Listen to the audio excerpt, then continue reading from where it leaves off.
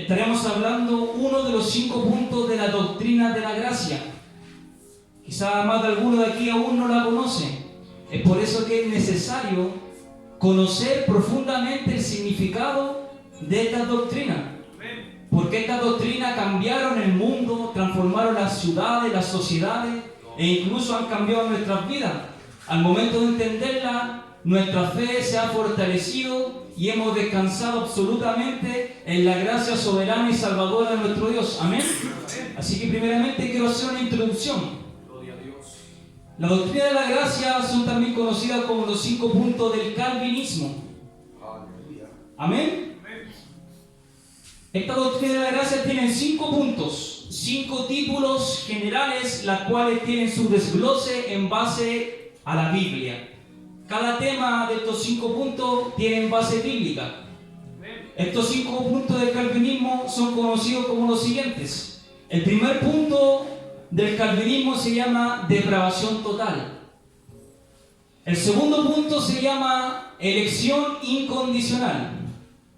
El tercer punto del calvinismo se llama la expiación limitada. Este tercer punto es el punto que más cuesta entender. Es por eso que es necesario que usted entienda primeramente el primer punto. ¿Cuál es el primer punto? ¿Se acuerda que mencioné recién? Depravación total. Tercer punto, como dije, es la expiación limitada. El cuarto punto es la gracia irresistible. Y el último punto del calvinismo se llama perseverancia de los santos. Hay algunos que prefieren llamarle la preservación de Dios hacia sus santos, hacia sus escogidos. Amén. Estos 5 puntos del calvinismo surgieron luego y después de la muerte de uno de los grandes reformadores llamado Juan Calvino. Usted tiene que entender que hace poco, el 31 de octubre, se celebró la Reforma Protestante. Usted puede recordar que estuvimos predicando desde este púlpito hacia allá acerca de aquello. Hablamos de lo que hizo Martín Lutero en el año 1517 allá en Wittenberg, Alemania. Y luego de aquella reforma que se expandió por toda Europa y posteriormente a Estados Unidos, surgió un teólogo llamado Juan Calvino. Él sistematizó enseñanzas claras, las que hoy conocemos como doctrina de la gracia. Estos 5 puntos él no los dijo explícitamente, es decir, él no juntó estos 5 puntos y los postuló, no. Estos fueron más adelante postulados por sus discípulos, gente que fue impactada por la enseñanza de Juan Calvino. Amén. Y luego de aquello, ¿puede usted creer que esta enseñanza que transformaron el mundo lograron impactar a las naciones? Hubo una nación llamada los Países Bajos, ese país se llama Holanda. Estas doctrinas de la gracia llegaron a penetrar tanto que ese gobierno, el Estado, abrazó lo que creía Calvino de estas 5 doctrinas de la gracia. Y posterior a aquello surgieron unos discípulos de un hombre llamado Jacobo Arminio.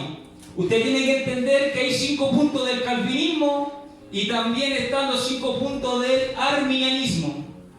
Calvinismo viene del origen del apellido de Juan, que es Calvino, calvinismo. Arminianos viene del apellido de Jacobo Arminio. Luego de la muerte de Jacobo Arminio, usted tiene que entender que Jacobo Arminio no odiaba a Juan Calvino. Hoy en día la gente que no entiende esta doctrina de la gracia odia a los calvinistas, los detesta. E incluso hay pastores que llegan a decir que estas doctrinas son satánicas. Pero eso, a la luz de lo que enseñan estos 5 puntos, es imposible. Estas doctrinas exaltan la gloria de Dios y cómo Él salva a un hombre que está muerto en delitos y pecados. Amén. Es por eso que Jacobo Arminio no fue alguien que odió a Juan Calvino. Al contrario, él lo estimaba y lo admiraba por el pensamiento, por la iluminación que Dios le daba a Juan Calvino en sistematizar las doctrinas. Es por eso que surgieron los discípulos de Jacobo Arminio y ellos fueron en contra de los puntos que habían establecido ahí en Holanda, el Estado que abrazaba la doctrina de la gracia de Juan Calvino. Por los discípulos de Jacobo Arminio, ellos postularon 5 puntos en contra del calvinismo, llamado el arminianismo. Se los voy a nombrar rápidamente. Los arminianos creen lo siguiente: A comparación del calvinismo, que cree en el primer punto como la depravación total, el arminianismo cree en una depravación parcial. Ellos creen en lo más llamado, en lo más conocido como el libre albedrío. Ellos creen que el ser humano tiene la voluntad necesaria para buscar y para elegir a Dios, lo cual es absolutamente antibíblico. Y en el día de hoy el tema que voy a hablar es referente a la depravación total. Otros teólogos le han llamado la inhabilidad total del hombre. Otros le han llamado la corrupción radical. ¿Amén? Entonces tenemos estos dos puntos primero. El calvinismo postula que la depravación del hombre después de la caída de Adán, hablo del pecado que Adán y Eva se le injertó por haber desobedecido a Dios, ese pecado le llevó a tener una depravación total en todas sus facultades, en todas sus funciones. Y le hace imposibilitador al ser humano de buscar libremente en su voluntad humana a Dios. Eso lo vamos a explicar más detalladamente. Ese es como punto uno. El calvinismo cree en la depravación total y el arminianismo en la depravación parcial, en el libre albedrío. En el segundo punto, el calvinismo cree acerca de una elección incondicional de parte de Dios hacia sus escogidos. En cambio, el arminiano cree en una elección condicional.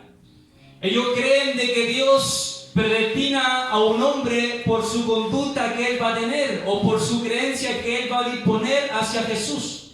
Ellos piensan erróneamente aquello. Más adelante nuestro pastor y mi hermano estarán hablando de ese punto, estoy seguro. El tercer punto es la expiación limitada que cree el calvinismo, amén. En cambio, el arminianismo cree en una expiación universal. Ellos llegan a creer que incluso todos los hombres pueden llegar a ser salvos, pero nosotros creemos en una expiación limitada. El cuarto punto del calvinismo es una gracia irresistible. Los arminianos creen que la gracia de Dios se puede resistir. Es totalmente lo contrario a lo que postulan los arminianos. Ellos creen y se basan en un pasaje donde dice la Escritura que los judíos resistieron al Espíritu Santo. Los arminianos creen que la gracia de Dios, cuando alguien salva, cuando Dios despoja su poder, despoja su gloria en salvar a un pecador, los arminianos creen que esa gracia se puede resistir. ¿Usted puede creer que alguien puede resistir a la gloria, al poder de Dios cuando cae sobre un pecador? Si Dios es omnipotente, omnipresente, omnisciente, ¿quién podrá resistirse? Los arminianos creen así, lamentablemente. Nosotros no los odiamos e incluso tenemos muchos hermanos que son pentecostales y ellos sin saber abrazan estas doctrinas. ¿Por qué? Porque la última doctrina, el último punto, el número 5, ¿sabe lo que dice el calvinismo? El último punto habla de la preservación de los santos o la perseverancia. Este punto quiere decir que Dios preserva a sus escogidos. Dios los guarda sin caída hasta el día en el cual nos presentaremos ante su gloria, como dice Judas. Ese punto habla de que la salvación no se pierde cuando realmente alguien la ha recibido. Si Dios salva a alguien, le da el Espíritu Santo, Dios no lo va a desechar porque tiene el Espíritu Santo morando en él. Este es un resumen de los 5 puntos. En cambio, el arminianismo, ellos dicen todo lo contrario. Ellos creen que la salvación se pierde. Ellos dicen que la persona, una vez salvada, su salvación puede ser posible que se pierda. Usted quizá debe conocer a un hermano o hermana que piensa así. Pero a pesar de aquello, de la teología que tienen o no, si es arminiano, si es pentecostal, o sea cual sea la denominación que sea, si ese hermano ha nacido de nuevo, creemos que es nuestro hermano y creemos que no se perderá. Creemos que Dios preserva y guarda a sus escogidos eternamente y perpetuamente, como dice el libro de los Hebreos. Bueno, esto es un resumen. Más adelante usted verá con más claridad los 4 puntos aparte del que voy a predicar en el día de hoy. Me voy a centrar en la depravación total. Amén. Le invito a que leamos el libro de Efesios capítulo 2, versículo número 1 en adelante. Leeré la poderosa palabra de nuestro Dios en el nombre del Padre, del Hijo y del Espíritu Santo. Dice así, lleva por título Salvos por gracia. Y Él os dio vida a vosotros cuando estabais muertos en vuestros delitos y pecados, en los cuales anduvisteis en otro tiempo, siguiendo la corriente de este mundo, conforme al príncipe de la potestad del aire, el espíritu que ahora opera en los hijos de desobediencia, entre los cuales también todos nosotros vivimos en otro tiempo, en los deseos de nuestra carne, haciendo la voluntad de la carne y de los pensamientos, y éramos por naturaleza hijos de ira, lo mismo que los demás. Pero Dios, que es rico en misericordia, por su gran amor con que nos amó, aun estando nosotros muertos en delitos y en pecados, nos dio vida juntamente con Cristo. Entre paréntesis dice, por gracia sois salvos. Y juntamente con Él nos resucitó y asimismo nos hizo sentar en los lugares celestiales con Cristo Jesús, para mostrar en los siglos venideros las abundantes riquezas de su gracia en su bondad para con nosotros en Cristo Jesús. Este es un versículo muy conocido, Efesios 2, versículo 8. Porque por gracia sois salvos por medio de la fe, y esto no de vosotros, pues es don de Dios, no por obras para que nadie se gloríe, porque somos hechura suya, creados en Cristo Jesús para buenas obras, las cuales Dios preparó de antemano para que anduviésemos en ellas. Amén. Esa es la palabra para el día de hoy. Este pasaje de Efesios es dirigido hacia los creyentes allá en Éfeso. Esta carta fue escrita en el año 61 después de Cristo por el apóstol Pablo.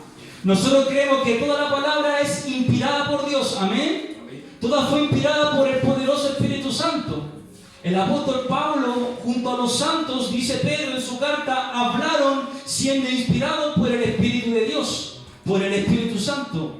Y acá el apóstol Pablo le está hablando a los creyentes, a los que han nacido de nuevo. ¿Cuántos de aquí han nacido de nuevo? ¿Cuántos de aquí están seguros de que Dios les ha salvado? ¡Aleluya! Ya mi pastor levantando la mano. Dios le bendiga grandemente. ¿Sabe por qué hay que hacer esta pregunta? Porque hay iglesias numerosas donde la gente no tiene seguridad de su salvación. Hay gente que no sabe qué es la regeneración, qué es el nuevo nacimiento. No saben qué es el don del Espíritu Santo. Nunca han sido salvados. Nunca han tenido esta convicción, esta seguridad de que Dios le ha dado vida eterna. Y acá el apóstol Pablo, en el pasaje número 2 de Efesios, le habla a los discípulos, a los creyentes en Éfeso. Y estos creyentes eran, específicamente en esta palabra, creyentes nacidos, regenerados de nuevo. Porque Pablo le recalca su vida pasada. Y ahora yo quiero centrar este mensaje en la vida pasada que tiene un creyente regenerado de nuevo. Hablo de una vida muerta en delitos y pecados, y quiero finalizar este mensaje con la gloria de Dios referente a la salvación que aplica sobre el pecador. El término de la depravación total puede verse aquí a simple vista. Si usted lee el versículo número 1, fíjese lo que dice el apóstol San Pablo a los creyentes. Les menciona y les dice: y Él os dio vida a vosotros cuando estabais muertos, ¿en qué? En vuestros delitos y pecados, en los cuales anduvisteis en otro tiempo, siguiendo la corriente de este mundo, conforme al príncipe de la potestad del aire, el espíritu que ahora opera en los hijos de la desobediencia. ¿Se dio cuenta lo que les dice el apóstol Pablo? Le recuerda a esos creyentes nacidos de nuevo que antes, en una vida pasada, lejos de la ciudadanía celestial, lejos del reino eterno, lejos de las cosas celestiales, estas personas estaban muertas en delitos y pecados. Y el tema de hoy de la depravación total, voy a centrarme en este primer versículo. ¿Qué es ser muerto en delitos y pecados? ¿Cuándo se produjo aquello? ¿Se ha hecho esa pregunta? ¿Cuándo se dio inicio a que el primer hombre estuviese muerto en esa condición? muerto en delitos y pecados? La respuesta se encuentra al principio de la Escritura. Si usted lee el libro de Génesis, en el capítulo número 3, el título que tiene ahí habla de la desobediencia del hombre. Usted recuerda que en el capítulo número 2, Dios le entrega el huerto del Edén a los primeros hombres. ¿Quiénes fueron? Adán y Eva. Adán y Eva. Estos hombres, en su naturaleza con la que fueron creados, ellos no tenían inherentes, no tenían impregnados en sí mismo, en su corazón, en su naturaleza, el pecado. No. Si hay un punto que concuerdo con los arminianos, es que Adán y Eva, antes de la caída, antes de la desobediencia, ellos sí tuvieron libre albedrío.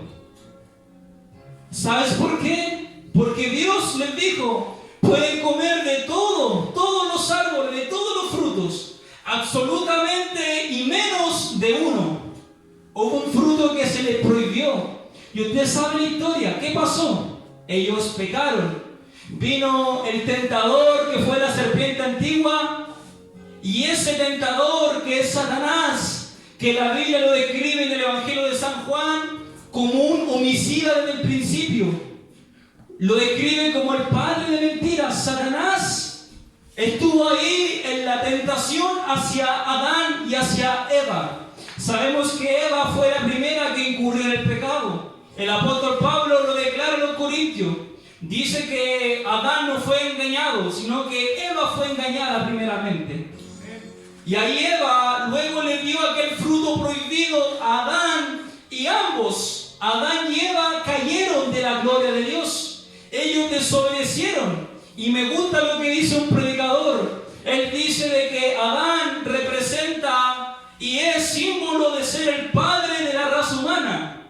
Él es el padre humano en relación a todos nosotros lo que hemos vivido. Durante toda la historia de la humanidad, Adán es conocido como el padre de la raza humana. Y sabe que Adán, muchos lo critican y dicen: ¿cómo cayó? ¿Cómo desobedeció? Y un predicador dijo: si usted hubiese estado en esa situación de Adán, igual le aseguro que hubiese caído. Cualquiera de nosotros, si hubiese estado en el huerto del Edén, hubiésemos caído. Es por eso que Adán es reconocido como el mejor representante de la raza humana. Y a pesar de que él fue el mejor representante, cayó en pecado, desobedeció a Dios. ¿Y qué pasó allí?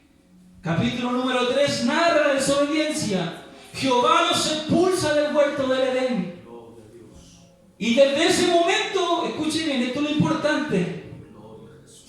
Desde que Jehová expulsa a Adán y a Eva del huerto, Jehová les dice las consecuencias de su desobediencia. El hombre tendría que trabajar, la mujer tendría que parir con dolor a sus hijos, y usted sabe lo demás. Pero aquí el tema central es que desde el momento de la caída de Adán y Eva, ellos, su condición se cayó por completo. Ellos fueron realmente unos seres que se corrompieron. Y aquí viene esta doctrina que se llama la depravación total. Por causa del pecado de allá de Adán y Eva, dice Pablo en el Romanos capítulo 5 versículo 12, que por un hombre que es Adán, que dice él, vino el pecado, y por el pecado la muerte, y la muerte traspasó a todos los hombres, por cuanto todos pecaron. Desde Adán y Eva, los primeros hombres que nos representaban a nosotros, los que veníamos más adelante, ellos, a causa del pecado de la desobediencia, nos imputan desde el momento de nacer el pecado. Por eso que el salmista decía en el Salmo 51, versículo 5, en pecado he sido concebido. En pecado su madre lo concibió, en maldad. Y él específicamente dice que desde la matriz halló corrupción, halló pecado. Imagínense. Desde Adán y Eva hasta el día de hoy, el pecado sigue transmitiéndose a la raza humana. Dios, por medio de Jesucristo, ¿sabe lo que ha hecho? Dios por medio de Jesucristo nos ha dado esta gran oportunidad de que por su gracia el pecador sea restablecido, el pecador sea reconciliado para con Dios el Padre. Pero usted tiene que entender qué significa que Adán y Eva cayeron en aquella depravación total. Depravación total no significa que el hombre puede ser tan malo como puede llegar a serlo. Usted puede entender y saber de que usted tiene a personas que convive diariamente. Hablo de personas que no son conversas. Usted puede ver que estas personas a veces transmiten, manifiestan buenas obras. Estas personas pueden ser agradables. ¿Cuántos de ustedes tienen amigos que no son inconversos, que al momento de hablar con ellos se torna agradable el ambiente? Ellos quizás ayudan a la gente. Ellos hacen buenas obras, ayudan al prójimo.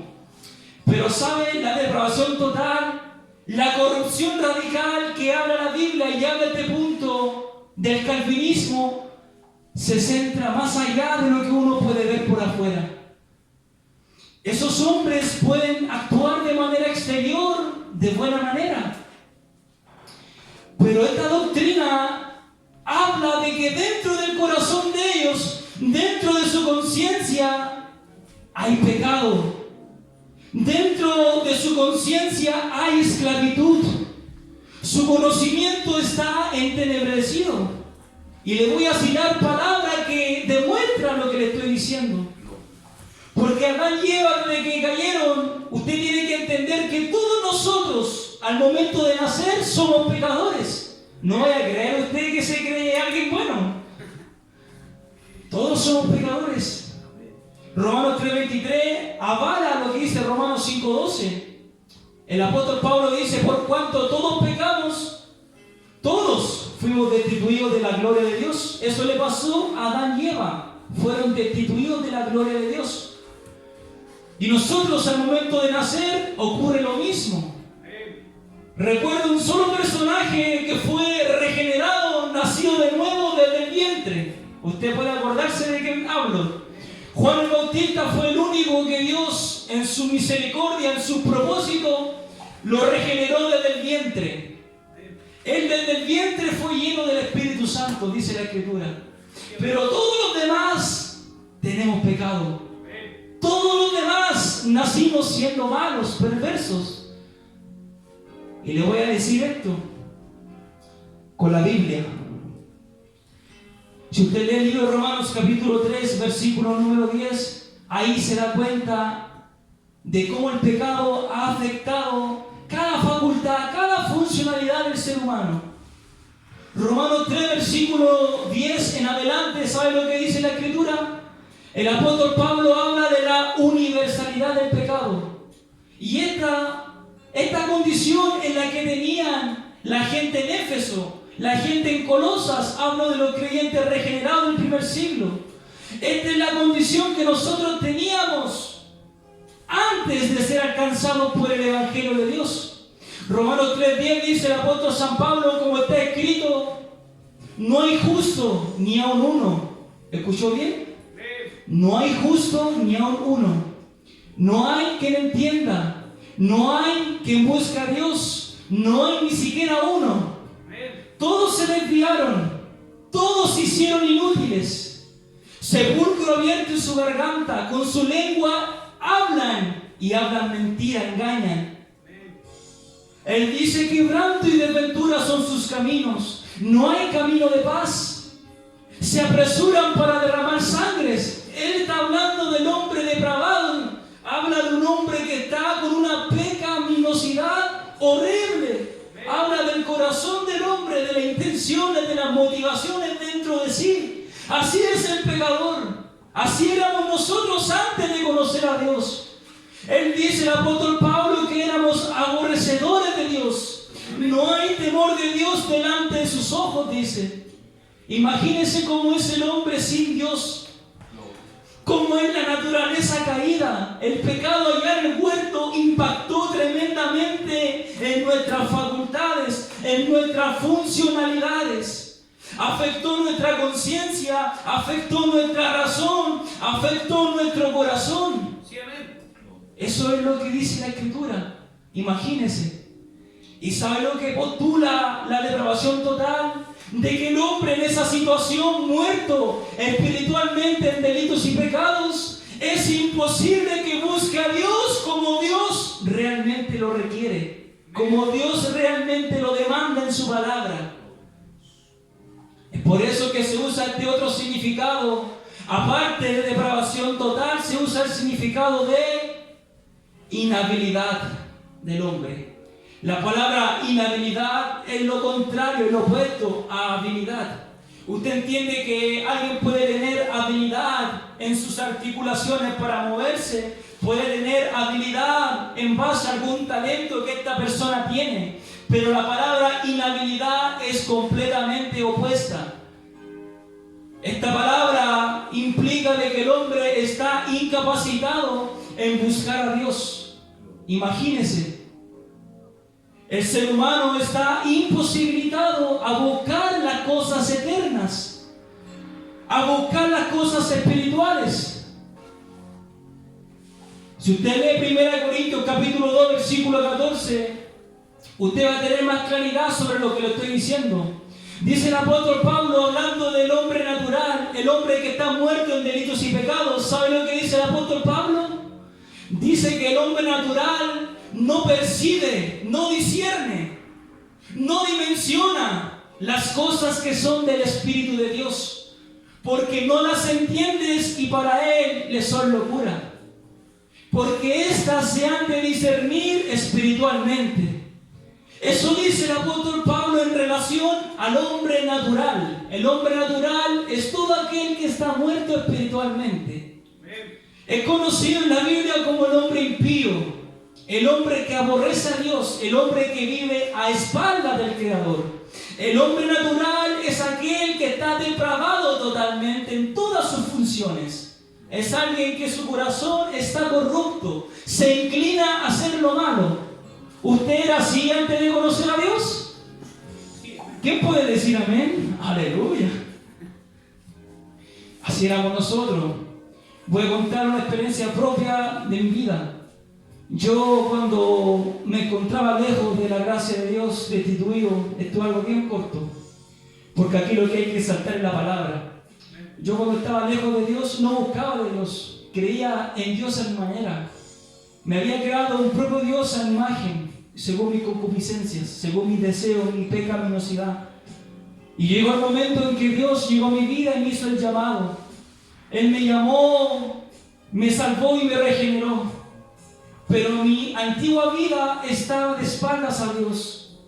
Yo vivía y practicaba continuamente el pecado.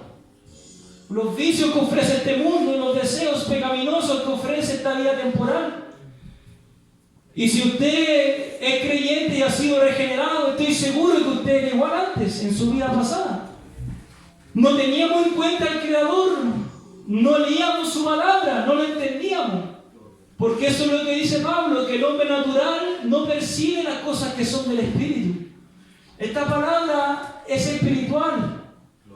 Si usted se la pasa a un natural, él la puede entender, pero de manera intelectual. Él puede entender la gramática, él puede entender el lenguaje común, él puede entender el idioma, pero no va a entender el mensaje espiritual que solamente el Espíritu Santo revela. Entonces nosotros en nuestra vida pasada, al igual que los efesios, ¿cómo andábamos? Muertos en nuestros delitos y pecados. Anduvimos así. ¿Y qué hace Dios referente a esta situación? ¿Qué tiene que hacer el Creador? ¿Saben lo que hace? Dios le da vida a aquellos que están muertos en delitos y pecados.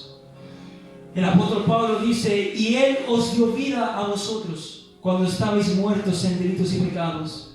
¿Y qué hacían? ¿Qué hacían estas personas cuando estaban en su antigua vida? El apóstol Pablo dice en el versículo número 2 que hemos leído, que andaban en otro tiempo, en un tiempo pasado, siguiendo las corrientes de este mundo, es decir, los deseos, las cosas temporales que ofrece esta vida terrenal. ¿Conforme a quién? Al príncipe de la aire. ¿Sabe quién es el príncipe de la potestad del aire? Satanás. Aunque usted no lo crea, todo aquel que no es hijo de Dios, dice el apóstol San Pablo en el libro de Romanos capítulo 8, que todo aquel que es guiado por el Espíritu Santo es hijo de Dios. Le pongo el siguiente caso opuesto. ¿Qué pasa con el que no es guiado por el Espíritu Santo? ¿Qué es? ¿Hijo de Dios? No.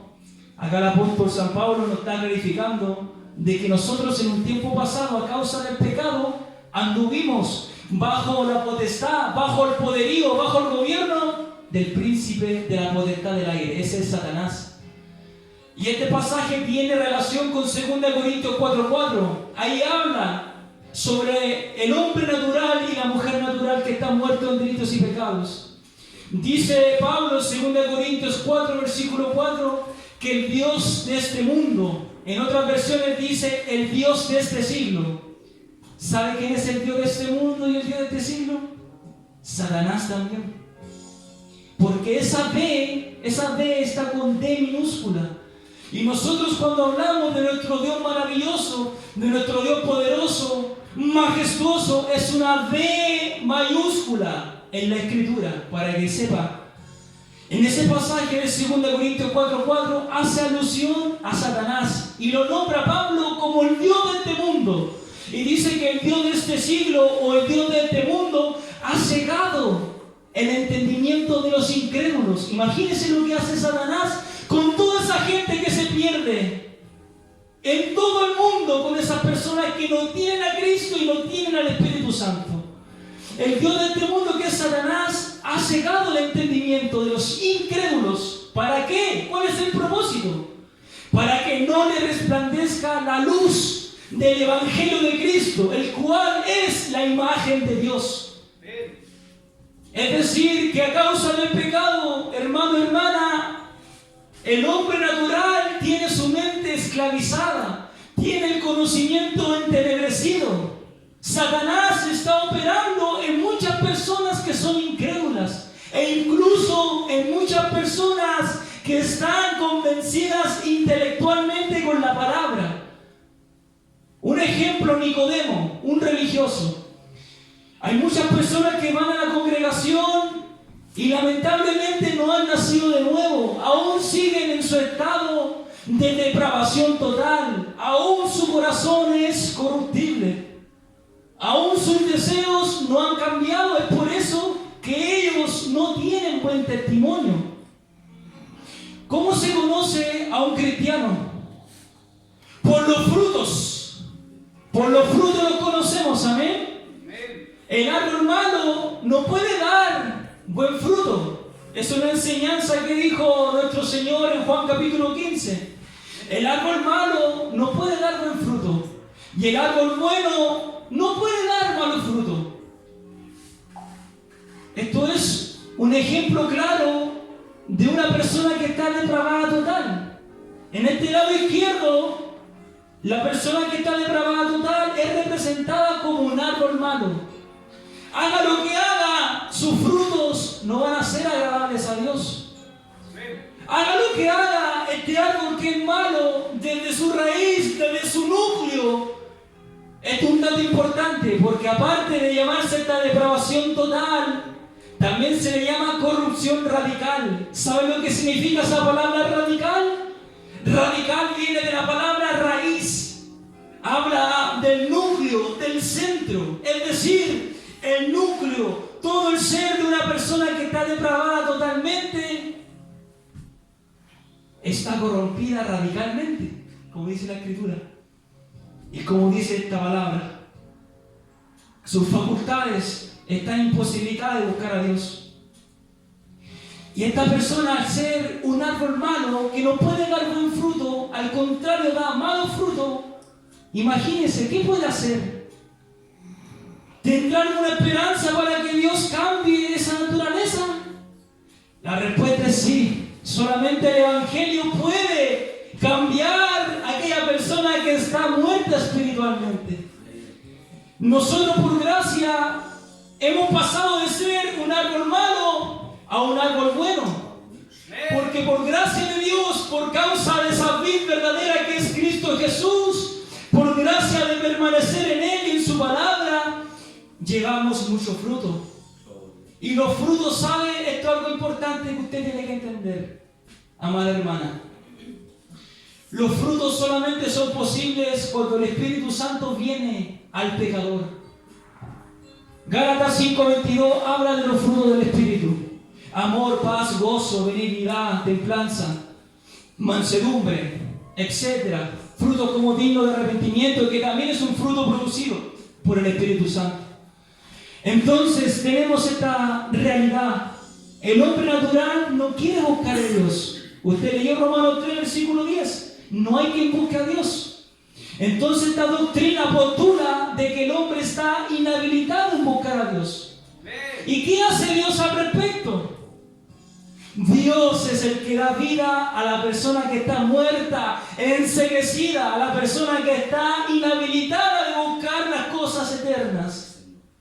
Dios viene al pecador por medio del Evangelio. Dios viene a darle vida a una persona que está muerta en delitos y pecados por medio del Espíritu Santo. Y acá viene el tema que les quiero hablar acerca de la salvación que Dios opera en una persona que está depravada, corrompida totalmente. Para empezar, usted tiene que entender que la salvación, desde el principio hasta el final, es de Dios. El salmista decía en el Salmo 3, versículo número 8: de Jehová es la salvación, y Él bendice a su pueblo. Él decía: Jehová, roca mía, esperanza mía, castillo mío, el Dios de mi salvación. Él decía en el Salmo 13, versículos 5 a 6: en Jehová he esperado, en sus misericordias he confiado, y mi corazón se alegrará en el Dios de mi salvación. Cantaré a Jehová porque Él me ha hecho bien, decía. El salmista sabía quién era su Dios. Él sabía que él era un pecador desde el momento de ser concebido, del momento de dar a luz, ya desde el vientre, ya desde la relación entre un hombre y la mujer, desde que se forma el embrión. Él ya sabía que era pecador. Y así todos nosotros que estamos aquí éramos pecadores. ¿Y cuál es la diferencia entre nosotros y un pecador que ha sido salvado? Es que nosotros por gracia, simplemente por gracia, hemos sido hallados, hemos sido encontrados. Seguiremos leyendo lo que dice más abajo en el versículo número 3. El apóstol Pablo dice: entre los cuales también todos nosotros vivimos en otro tiempo, en los deseos de nuestra carne, haciendo la voluntad de ¿qué cosa? De la carne y de los pensamientos, y éramos por naturaleza hijos de ira, lo mismo que los demás. ¿Qué hacía el hombre natural? Andaba en deseos pecaminosos, en cosas malas, en cosas no agradables a Dios. Andaba satisfaciendo los deseos de la carne. Si usted lee Romanos capítulo 8, versículo 7 al versículo 8, ¿sabe lo que dice el apóstol San Pablo en relación a la carne y en relación y en contraste al Espíritu Santo? Dice en Romanos 8, versículo 7 al 8, que los designios de la carne, la palabra designio significa los propósitos, el fin de la carne, no agradan a Dios, son enemistad contra Dios, dice, porque no se sujetan a la ley de Dios. Está hablando de un hombre natural, de un hombre carnal, un hombre que no ha nacido de nuevo. Los designios de esa carne son enemistad contra Dios. Son enemigos, se interponen, tienen una lucha ardua hasta el final. Si esa persona que está muerta espiritualmente parte del escenario de esta tierra, ¿sabe cuál es su destino? La condenación misma. Así de tajante es la palabra. Y así predicamos el Evangelio en las calles. Predicamos a las personas la mala noticia de que el hombre está depravado espiritualmente, está muerto en delito y pecado, pero que solamente Dios en su gracia puede traerlo a la vida. Solamente Dios puede hacerlo una nueva criatura. ¿Y sabe lo que dice el apóstol San Pablo en el versículo número 8? En el versículo número 7, se lo puedo repetir. Los designios de la carne son enemistad contra Dios, porque no se sujetan a la ley de Dios. ¿Cuál es la ley de Dios?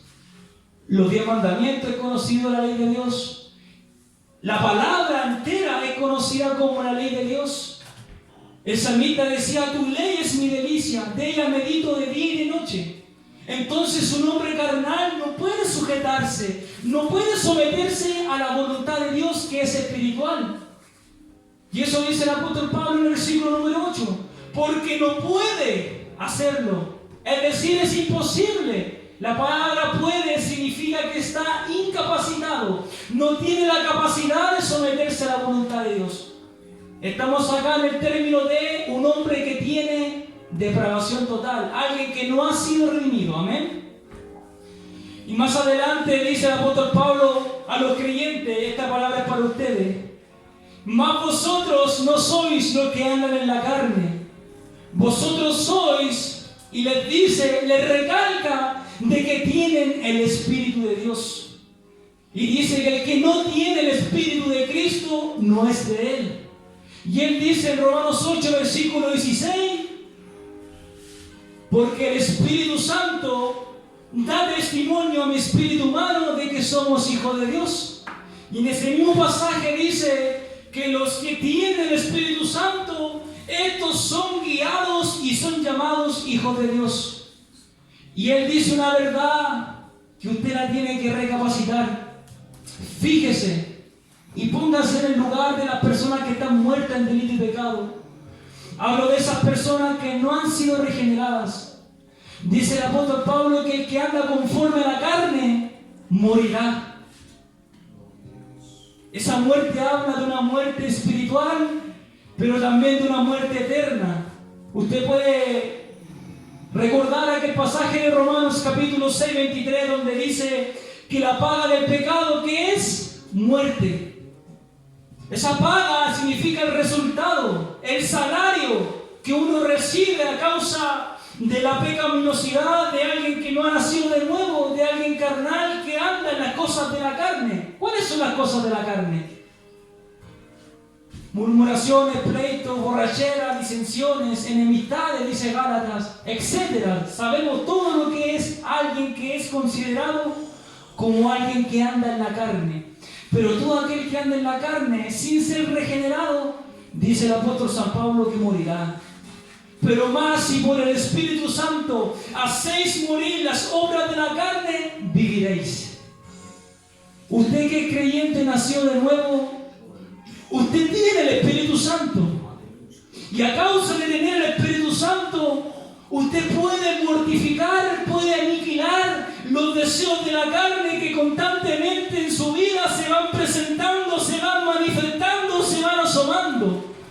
Porque usted no piense que uno cuando es regenerado, la pecaminosidad se va por completo. Eso no es así. Gracias damos a Dios que somos libertados del pecado. Porque aquí quiero marcar una diferencia.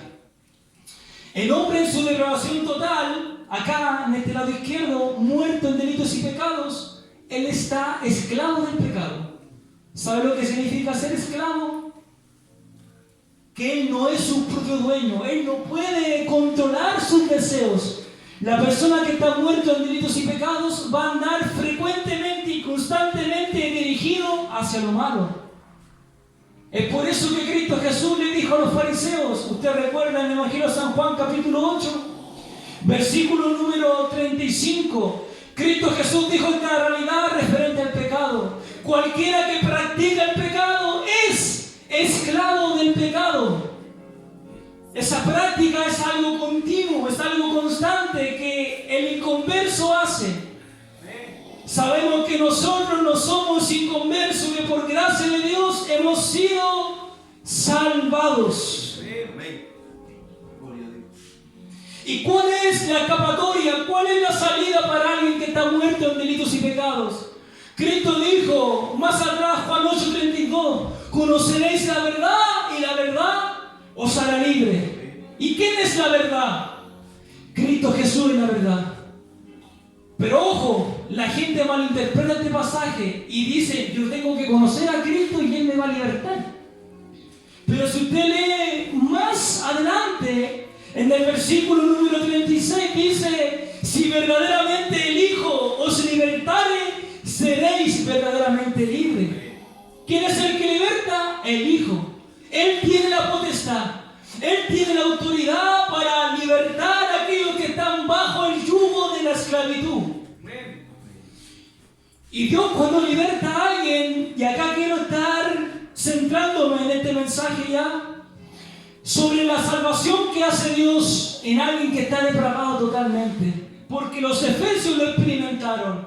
Por gracia y misericordia nosotros lo hemos experimentado. Y si seguimos leyendo en el versículo número 4, ¿qué dice el apóstol San Pablo? Pero Dios, que es rico en misericordia, por su gran amor con que nos amó, aun estando nosotros muertos en pecados, nos dio vida juntamente con Cristo. Por gracia sois salvos.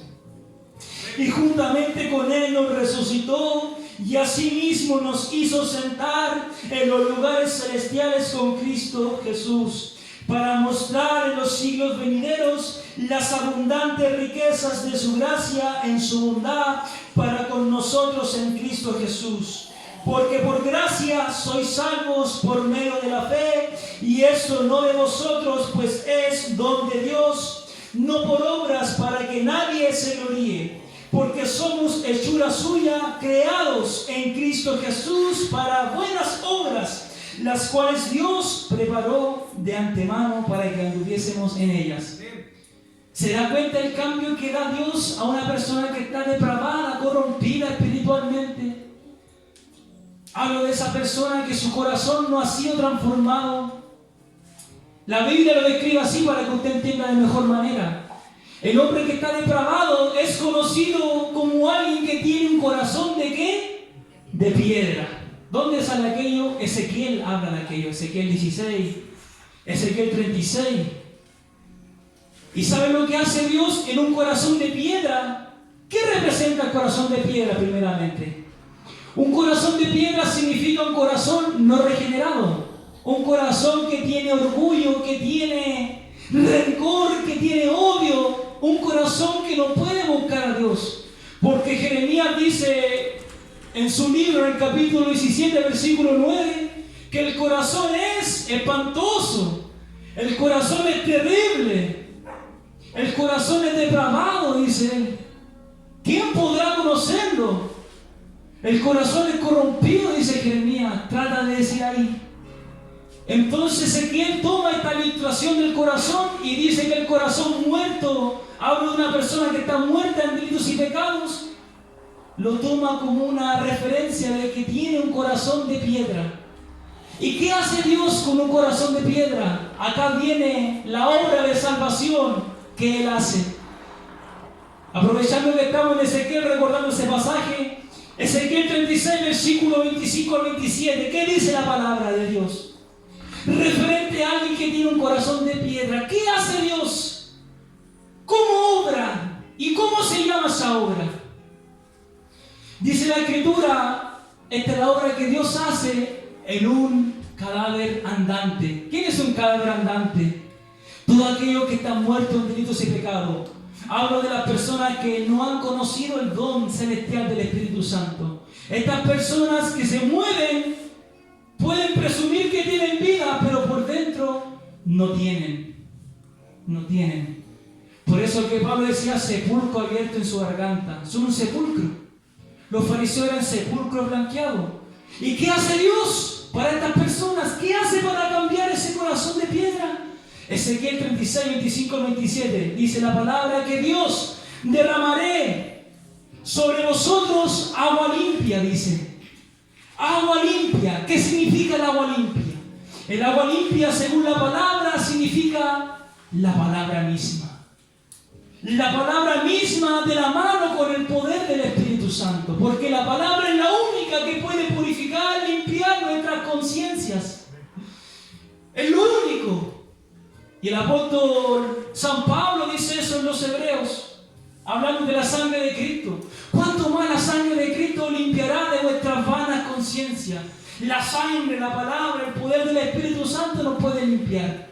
Y Ezequiel dice, derramaré sobre vosotros agua limpia y seréis limpiados de vuestras inmundicias y de todos vuestros ídolos. No vaya a pensar que solamente la idolatría se basa en lo católico, en algo de yeso, en una cultura de palo, de arte, de imaginación de hombre. El hombre que está sin Dios tiene idolatría en su corazón. La idolatría puede ser representada como el afán, como la ansiedad que tiene la persona. Todo aquello que le quita el tiempo que Dios se merece es idolatría. Si usted dedica más tiempo, por ejemplo, a la televisión, a la luz de la palabra, a la luz de mi pensamiento, eso es idolatría. Porque está amando más las cosas terrenales más que a Dios. Y usted tiene que entender que el hombre natural siempre va a estar idolatrando. Ellos están siempre pensando en cosas terrenales, en cosas pasajeras. Entonces, ¿qué hace Dios? Con su agua limpia, que es su palabra, el poder del Espíritu Santo, limpia las inmundicias de ese corazón de piedra, los limpia de todos los ídolos. ¿Y qué más hace? Más abajo dice de que Dios da un corazón nuevo y pone dentro de esa persona un espíritu nuevo y quita de la carne el corazón de piedra. Y Dios da un corazón de carne. ¿Ve lo que hace Dios? Eso se llama la regeneración. Esto no es un cambio literal. No piense que usted tiene dentro de sí un corazón de piedra. El cambio es sobrenatural. Dios cambia los deseos, las inclinaciones que nosotros antes teníamos, las cambia por amar su palabra, las cambia por orar, las cambia por adorarle, las cambia por agradarle a Él, por someternos a su perfecta, a su buena, a su agradable y a su inescrutable voluntad.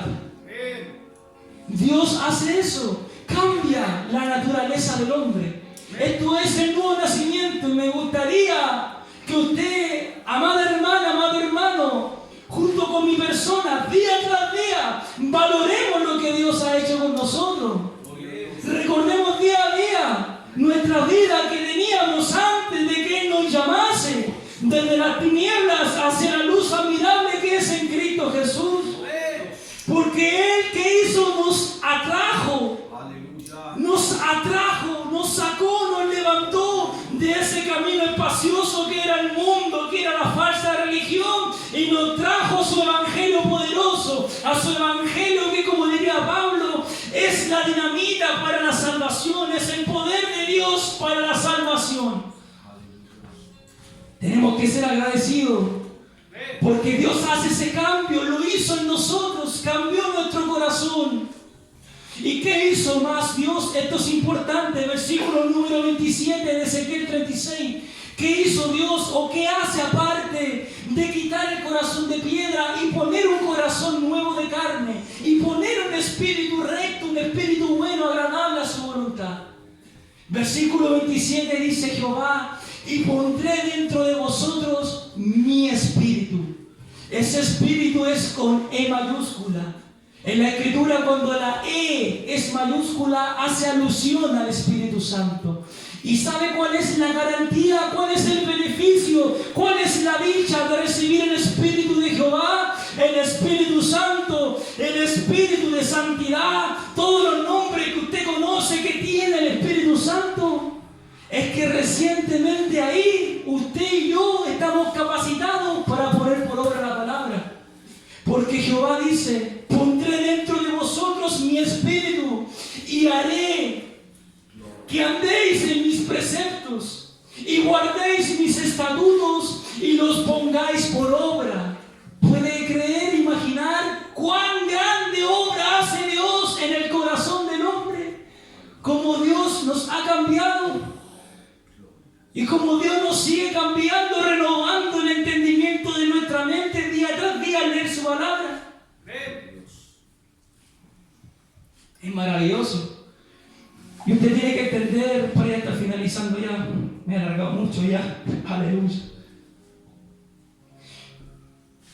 Solamente Dios tiene la potestad, solamente bajo su designio, bajo su propósito, bajo su decreto, solamente de Dios pertenece la salvación. Es por eso que le decía, de Jehová es la salvación, decía el salmista. ¿Por qué? Porque hoy en día la gente trata de manipular la salvación. Hay gente que pide hacer una confesión de fe. Hay gente que predica en campañas y hace un llamado al altar y le dice a las personas que pasan acá: repita conmigo esta salvación de fe para la salvación de su alma. Y estas personas repiten la palabra, repiten lo que dice el predicador. Y estas personas, al repetir esa palabra, y el predicador al decirle que inscriba el nombre en el libro de la vida y entre otras cosas más, estas personas piensan que han sido salvadas por una oración de 2 minutos, 3 minutos. ¿Y sabe lo que dice la Biblia? Y esto es lo importante que usted tiene que atesorar: que la salvación depende exclusivamente de Dios. Juan 3, versículo 8, esta es una ilustración que dijo Jesús referente al nuevo nacimiento. Jesús de Nazaret dijo a Nicodemo: el viento sopla de donde quiere y oyes su sonido, pero no sabes de dónde viene y hacia dónde va.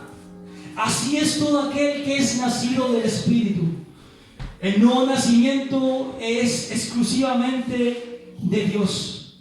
Él sabe cuándo el pecador que está depravado, totalmente corrompido, Dios sabe a través de los elegidos que era predestinado, Dios sabe cuándo, en qué momento, en qué hora, bajo qué circunstancia esta persona vendrá a la vida. Pasará de ser alguien muerto en delitos y pecados a tener vida juntamente con Cristo, juntamente con la resurrección que Cristo Jesús tuvo hace 2000 años. Amén. Aleluya. Y un dato claro que dice acá, si usted lee Efesios capítulo 1, dice el motivo de la salvación. Porque este tema habla acerca de la depravación total, lo explicamos. Pero también usted tiene que entender para qué Dios salva a alguien que está depravado. ¿Cuál es el motivo de Dios? ¿Qué lo insta? La respuesta lo da Efesios 1 en 3 veces consecutivas. Le leeré algunas, por ejemplo. Versículo número 6, Efesios 1. Este es el motivo por el cual Dios salva al pecador corrompido totalmente. ¿Cuál es el motivo de Dios? Versículo número 6. Para alabanza de la gloria de su gracia. Para alabanza de la gloria de su gracia, con la cual nos hizo aceptas en el amado. Y si usted lee el capítulo entero de Efesios capítulo 1, se da cuenta que 3 veces dice: para alabanza de su gloria, para alabanza de su gloria, para alabanza de su gloria. Ese es el motivo por el cual Dios salva al pecador. Y usted tiene que entender que usted, en su estado muerto en delitos y pecados, no tuvo ninguna cosa buena que contribuir a la salvación de Dios. Por eso que termina este pasaje diciendo Pablo: por gracia sois salvos. Por gracia, por medio de la fe. Y esto no es por vosotros, no es de mí, no es de usted, no es de nadie. Es don de Dios para que nadie se gloríe, no es por obras. ¿Entendió aquello? Usted tiene que considerarse en su vida pasada de que usted era alguien depravable, muerto en delitos y pecados, pero que Dios en su misericordia, para la alabanza de su gloria, le ha dado vida juntamente con Cristo, y como diría Pablo, nos ha hecho sentar en lugares celestiales con Cristo Jesús, Señor nuestro. El motivo principal es para su gloria. Para eso nos salvó Dios, para mostrar las abundantes riquezas de su gloria. Nosotros somos salvados por gracia, y por gracia y por fe andamos. Y algo importante, hermana, que usted tiene que entender: que la gracia no puede ser manchada en un porcentaje, ni siquiera en 1 milímetro, en un rango, no puede ser manchada por obra. Porque si usted piensa de que usted está contribuyendo a su salvación, deja de ser gracia.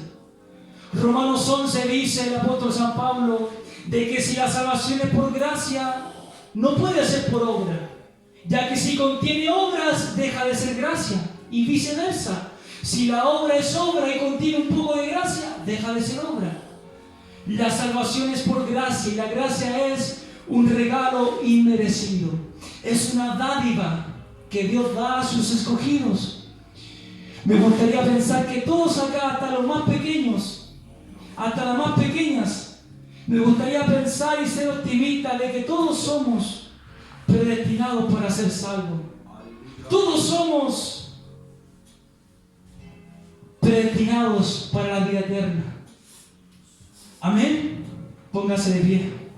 Vamos a orar. Gloria a Dios. Padre amado, en el nombre de mi Señor Jesús, Señor eterno, muchas gracias, Padre mío, por tu palabra. Señor, sea predicado, aleluya. Usted, Padre, ayúdenos a entender, Señor, a dimensionar de que nosotros, Señor, aquellos que hemos sido salvados por gracia, aquellos que hemos sido salvados sin ningún mérito humano, podamos valorar día tras día la gran obra que usted hizo en nosotros por medio de Jesucristo en la cruz. Padre mío, bendiga a cada hermano, hermana que se encuentra aquí. Bendíganos grandemente, Señor, por la enseñanza de tu palabra. Porque sabemos que éramos pecadores miserables, éramos gente depravable. Nuestro destino mismo, si usted no hubiese tenido misericordia, era la condenación misma, Dios mío. Hubiésemos sido destinados al infierno, a la condenación, al tormento mismo, Señor. Pero usted tuvo misericordia, usted nos dio vida cuando estábamos muertos en delitos y pecados. Padre mío, permítanos, Señor, como iglesia, como hermanos en la fe, a valorar, Señor, a abrazar cada día esa obra tan maravillosa de salvación que usted ha hecho en nuestras vidas. Permítanos ser agradecidos, porque por los méritos, por las obras perfectas que Jesús hizo en la cruz, antes de la cruz, en su muerte, en su resurrección y en su venida, nosotros, Señor, hemos alcanzado por gracia, sin merecer absolutamente nada bueno, tu gloria, Señor. Hemos recibido esa gloria que se derrama en la salvación, en el don de la vida eterna. Padre, bendiga a cada uno de nosotros por tu palabra. Permítanos entender, aleluya, esta doctrina, Señor, de la depravación total. Esto nos ayuda a entender cuál es la condición del hombre natural, ese hombre que vive de espaldas a su palabra. Y nos da, aleluya, aliento, nos da pasión, nos da nuevas fuerzas para seguir humillándonos y clamando a Dios que salve a esas personas que están muertas en delitos y pecados, que tengan misericordia, oh Dios amado. Quisiera, Señor, elevar la oración, como diría Pablo en Romanos 10. Él oraba por salvación de Israel. Él decía que mi oración a Dios y el anhelo, aleluya, el anhelo de mi corazón es por salvación de Israel. De la misma manera, permita que nosotros, amado Rey, podamos orar continuamente por la salvación de aquellas personas que están corrompidas por el pecado original, por el pecado de allá, desde Adán y hasta Eva, hasta el día de hoy. Ayúdanos, Dios mío. Permítanos tener corazones sensibles, aleluya, a esta realidad terrible, Padre. Cuánta gente anda muerta espiritualmente, pero creemos que es el Espíritu Santo, es el que da vida. El Espíritu Santo nos traerá, aleluya, por medio de tu palabra. Permita que mis hermanos acá, mis hermanas, Señor, se levanten con poder, que día tras día anunciemos tu gloria, las maravillas, Señor, de ser un hijo tuyo. Y tan solamente por gracia, por regalo, Señor, por un don que a usted le plació darnos a nosotros. Quizás nosotros no éramos destinados para salvación, pero usted tuvo misericordia de escogernos, Señor. Y le doy la gloria perpetuamente. Le doy las gracias, Señor. Y en el día de hoy le pido su bendición para cada uno de nosotros, Padre amado. en el nombre de mi Señor Jesús, para la gloria de Dios el Padre, el Hijo y el Espíritu Santo. Amén y amén. Glorifiquemos a Dios. Gloria a Dios, gloria a Dios, gloria a Dios, gloria a Dios para siempre.